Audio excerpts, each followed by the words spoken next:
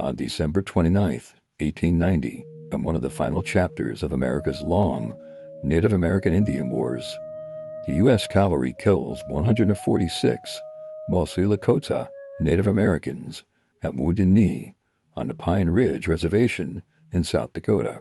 The U.S. Army's 7th Cavalry surrounded a band of ghost dancers under the Lakota chief Bigfoot near Wounded Knee Creek and demanded they surrender their weapons.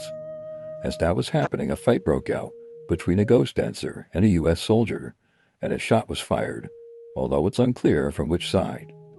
A brutal massacre followed, in which it's estimated almost 150 Native Americans were killed, nearly half of them women and children. The cavalry lost 25 men. The conflict at Wounded Knee was originally referred to as a battle, but in reality it was a tragic and avoidable massacre.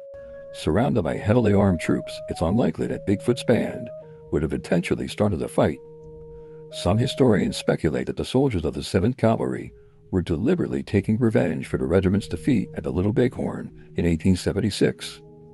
Whatever the motives, the massacre ended the ghost dance movement and was the last major confrontation in America's deadly war against Plains Native Americans. Americans like to think that American Indian history is something in the past. I'm one generation removed from the genocide of my tribe. And every tribe in this country has a time of horror. I mean a time of absolute horror when they were confronted by this invader. And some it happened almost 500 years ago. But as they come across the plains, our time of horror came in the late 1800s, and we remember it very well. In the frigid winter of 1890, Chief Bigfoot was leading a group of Lakota, mainly women and children, to shelter on the Pine Ridge Reservation. On the morning of December 29th, they were attacked by the U.S. Army on the banks of Wounded Knee Creek. My great-grandmother is Katie Warbonnet. She was a survivor at Wounded Knee. When the shooting broke out, she and her sister got Kiksawi, ran down into the ravine and made it to some plum bushes. And she could hear the firing and hollering, and then finally it was quiet. More than 300 Lakota people lay dead. After remaining untouched in the ice and snow for 3 days, they were buried in a mass grave. The massacre would mark the brutal end of centuries of armed Indian resistance.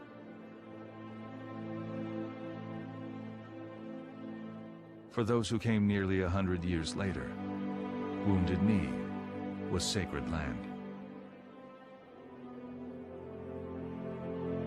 I walked over to a gully and I picked up some sage and I went to wash myself and I prayed to those ancestors that were there in that gully.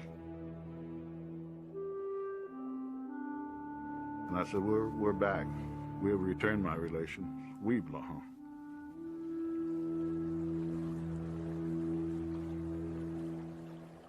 The Wounded Knee occupation was a protest that took place in 1973 on the Pine Ridge Reservation in South Dakota, which was the home of the Gala Sioux Indian tribe. The occupation was led by members of the American Indian Movement, and the occupation began on February 27, 1973, when a group of AIM activists and members of the Gala Sioux tribe occupied the town of Wounded Knee, which was the site of a massacre of Native Americans led by U.S. Army troops in 1890. The protesters demand that the U.S. government honor its treaties with Native American nations and investigate corruption on the Pine Ridge Reservation. The occupation was met with a significant response from the U.S. government, including the deployment of federal agents and the National Guard troops in the area. There were several armed confrontations between the protesters and law enforcement, and 2 protesters were killed during the standoff. Ultimately, the occupation ended on May 8, 1973, after negotiations between the protesters and the government resulted in a number of concessions, including a review of treaty rights and an investigation into the corruption on the Pine Ridge Reservation.